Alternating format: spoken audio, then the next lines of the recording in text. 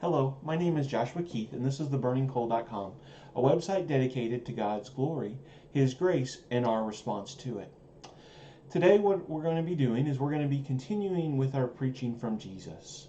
I would like to say on a personal note that it has been a little bit since we've had one of these episodes come out, and I do apologize for the delay. Been having some family things going on, but I'm hoping that we're able to get this a little bit more consistent now moving forward, and that we're going to be able to have more of these videos and podcasts for you. So again, thank you for your patience, and be looking for these to be more consistent in the coming weeks. So, as I said, we're wanting to continue our study on preaching from Jesus. However, this time I want us to take a little bit different tack than what we normally do, and I want to take a look at times where he rebukes his disciples.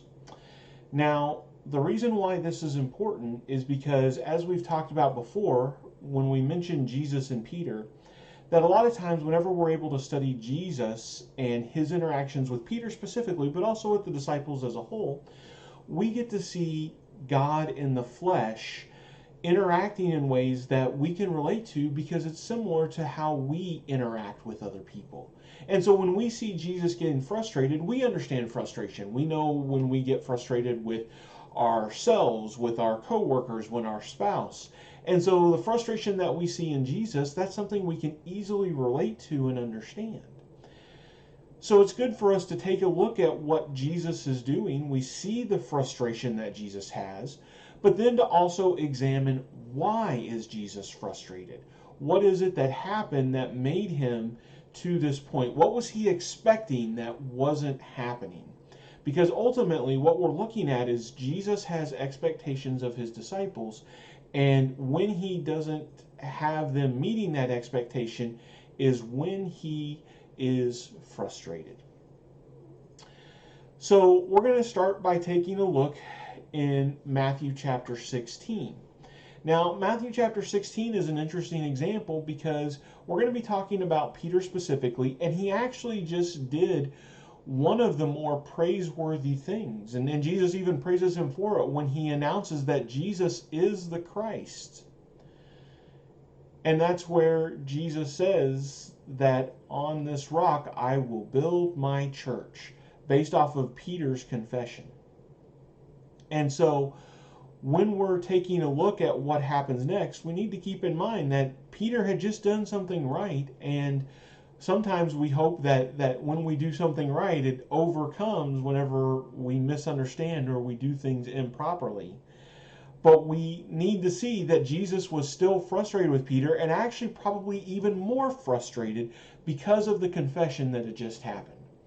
So let's read what happens here in 16th chapter of Matthew in verses 21 through 23. It says, "From that time Jesus began to show his disciples that he must go to Jerusalem and suffer many things from the elders and chief priests and scribes, and be killed on the third day, be raised. And Peter took him aside and began to rebuke him, saying, 'Far be it from you, Lord, this shall never happen to you.' But he turned to Peter and said, 'Get behind me, Satan, you are a hindrance to me, for you are not setting your mind on the things of God, but on the things of man.'" So when we look at this, particularly at first blush, we might be a little surprised that Jesus is so upset with Peter. We would obviously expect maybe for Jesus to be a little disappointed, but he actually calls him Satan and says that he is a hindrance to him.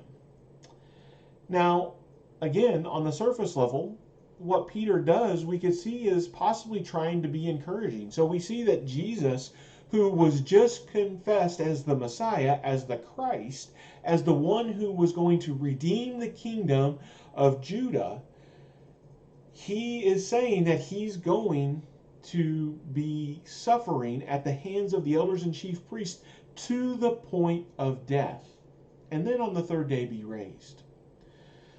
You might understand that Peter has the best of intentions with what he's saying. First of all, he's worried that Jesus might be saying something here that would discourage the other disciples. And in fact, we see in other accounts where the disciples are talking about, well, should we go with him? Should we not? And he's going to die. We know what's waiting for us in Jerusalem. And so Peter may be trying to get ahead of that. He may be trying to help Jesus understand something that maybe Jesus just wasn't seeing. And so he wanted to help him by giving him a way of saying, this is not going to happen. Let's come back from this, Jesus. Let's not have it be this way.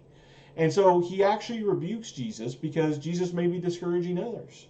It also may be that he's actually trying in this form of a rebuke to encourage Jesus, to say, no, look, you are God's Messiah. Didn't I just tell you this? You are the Messiah. This isn't going to happen to you. Take strength, Jesus. Have faith, because God is going to protect you and keep this from happening. And so again, we might be able to see why Peter would say what he would say, why he would think it was appropriate to say this. And yet Jesus' response is that Peter had no business saying this. And in fact, he was becoming an enemy to Jesus for what he was having to say.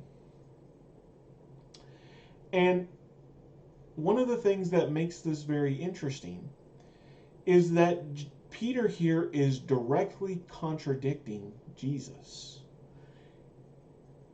This is something that we really haven't seen Peter do before. And yet, when he does contradict Jesus, Jesus says that is not okay.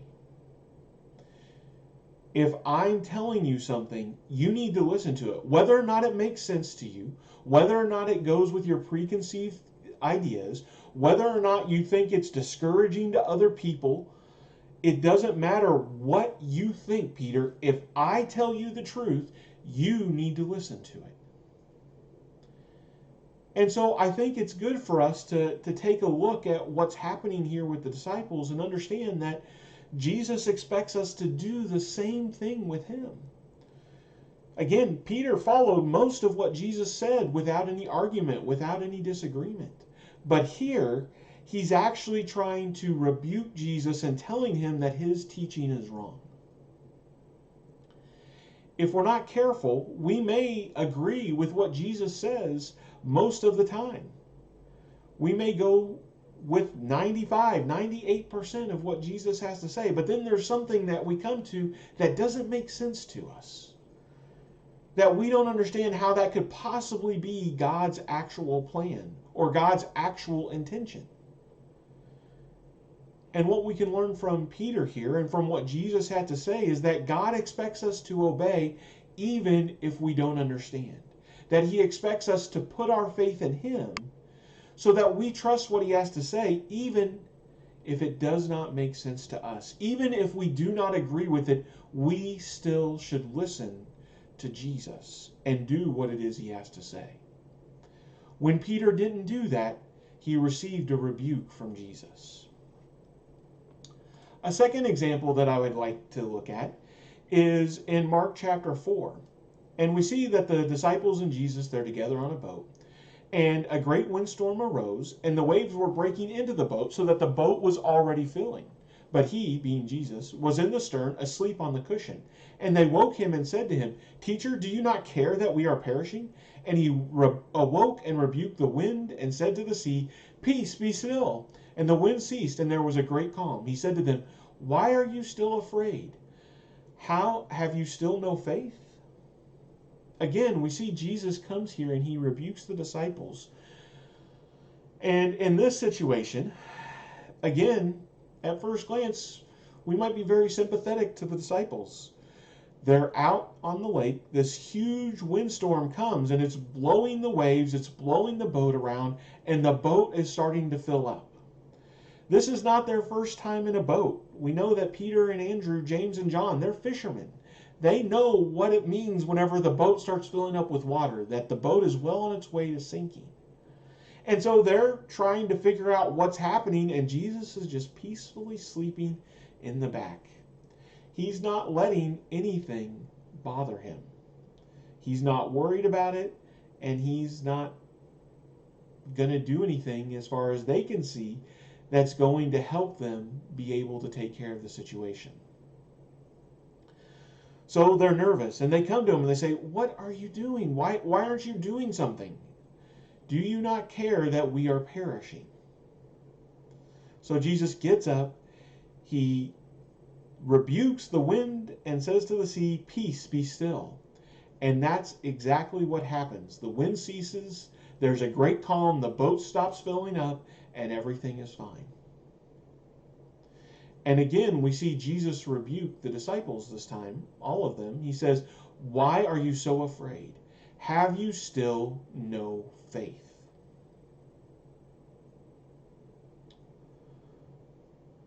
We see here that the disciples did not trust in God's power and in God's plan. Jesus is frustrated because they've been with him now enough to see that he was able to cast out demons, that he was able to heal the sick. He does all of these great miracles, and God is obviously with him. And in fact, again, we're talking about the Messiah, God's chosen one. And so, do they expect that God has been working through all of history to bring about his Messiah that would come into the world and he would do these great miracles, he would cast out these demons, he would teach the people, and then he would die in a windstorm and never be heard from again? No, of course that wasn't God's plan. And whenever they were afraid, they had lost sight of who they were following. They had lost sight of God's power. They had lost sight of God's plan, and that they should know everything was going to be okay because they were with Jesus. And so we see again that Jesus rebukes his disciples because of their lack of faith. Again, in our own lives, we need to trust in God's plan. We need to trust that God is able to save those who he says he can save, that he can use his plan to bring about our salvation. And that no matter what happens, no matter what's going around in the world around us, there is nothing that can stop God from being in control. There is nothing that can separate us from the love of Christ, as Paul talks about in Romans chapter 8. And so we need to have that exact same faith in God's power and his plan for us. And if we start losing faith in that, then we know that Jesus would rebuke us as well. Finally, let's take a look at Matthew chapter 16 again. And this is early in the chapter. It's going to be verses 5 through 12. It says, "When the disciples reached the other side, they had forgotten to bring any bread. Jesus said to them, 'Watch and beware of the leaven of the Pharisees and Sadducees.' And they began discussing it among themselves, saying, 'We brought no bread.' But Jesus, aware of this, said, 'Oh, you of little faith, why are you discussing among yourselves the fact that you have no bread? Do you not yet perceive? Do you not remember the 5 loaves for the 5,000 and how many baskets you gathered? Or the 7 loaves for the 4,000 and how many baskets you gathered? How is it that you fail to understand that I did not speak about bread? Beware of the leaven of the Pharisees and Sadducees.' Then they understood that he did not tell them to beware of the leaven of bread, but of the teaching of the Pharisees and Sadducees." We see here, again, Jesus' frustration in the disciples. One of the things that he was doing was he talked to them about a parable using bread. Now, this is not the first time that Jesus had used parables. It wasn't unlikely that he would do so. In fact, Jesus used parables all the time. If you go back just a few chapters to Matthew chapter 13, we see parable after parable. And so this is something that Jesus expects them to listen and to look for a deeper meaning. And yet, they don't look for a deep meaning at all. Now, again, you could see that Jesus, that again, they felt guilty about something. We might understand that they were feeling guilty about the fact that they didn't bring bread, that Jesus was frustrated with that Jesus wanted them to have thought ahead of what they would need. But since they didn't, he was frustrated. And yet, That's not at all what Jesus meant. And Jesus expected better of them. Jesus expected that they would understand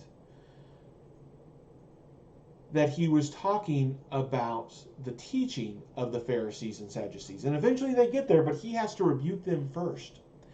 And it's interesting that he talks about them not perceiving, because that's exactly what he talks about in Matthew chapter 13. He uses that quotation from Isaiah. And what he says is that the reason why parables were given was so that those who had an ear to hear could hear, but there were also some who were unable to hear and were unable to see. They weren't able to perceive the teaching of God.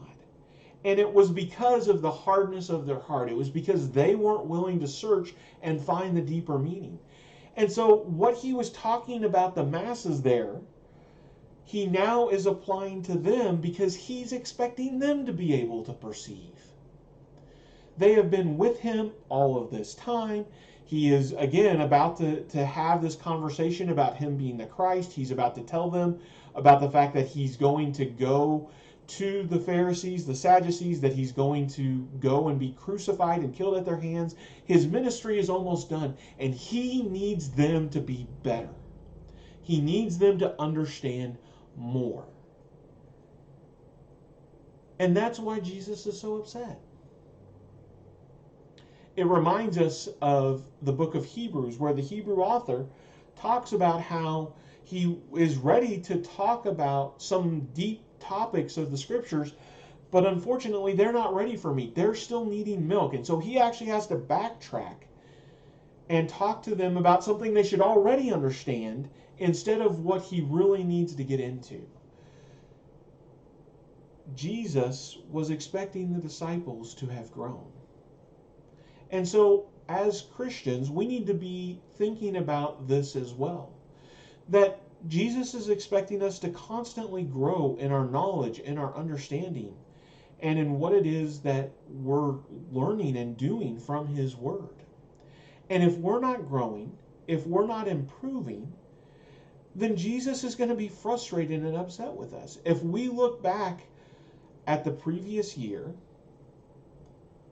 2 years, 5 years, and we talk about our spiritual development and how we've grown in our understanding in our walk with the Lord, how we've grown in our prayer life, how we've grown in our study, in our meditations, and whether or not we're living holy.